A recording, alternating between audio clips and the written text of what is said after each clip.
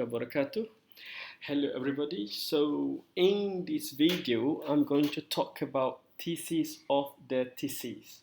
Alright, so I think this video might be useful for postgraduate students and early career researchers. Alright, so what is the thesis of the thesis? It is a statement which declares what you believe and what you intend to prove. You have spent years conducting research, so there should be something that you want to argue based on the findings of that research, right? And this argument or this thesis of the thesis is usually located at the end of your abstract. My students ask me whether it is a must to have this thesis of the thesis. So my answer is no, it is not a must. But a good thesis statement makes the difference between a thoughtful research project and a simple retelling of facts.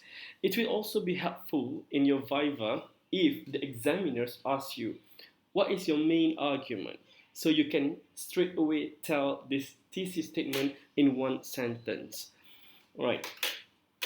And a good thesis statement must be contestable, which means that someone can reasonably disagree with it, and it should pass the so what test. For example, if you argue that people should not be allowed to drive if they are under the influence of alcohol, this is not a good thesis statement because it is not contestable and everyone knows this already. So basically, when you tell the thesis statement to someone, to your best friend, they should not respond to you. Everybody knows that. It will not make good thesis statement if it is something that is already known by everybody. Alright? Let's look at the example of thesis of the thesis. This one is taken from my PhD thesis where I research teachers' use of Facebook. So towards the end of my abstract, I wrote this.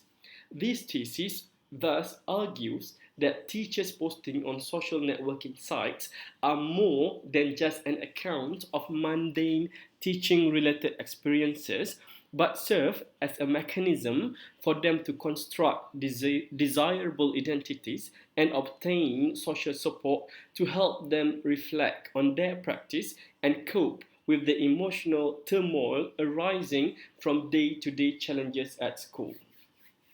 So the argument here is that the Facebook is not just used by teachers to recount the mundane teaching experiences at school, but it is used for something else which is much more sophisticated. So let's look at another example of thesis of the thesis. This one, I take it from Aisha, 2016. She submitted this thesis to University of London. Alright, the title of the thesis is Palestinian University Students Narrating Life Under Occupation. And towards the end of her abstract, Aisha wrote this.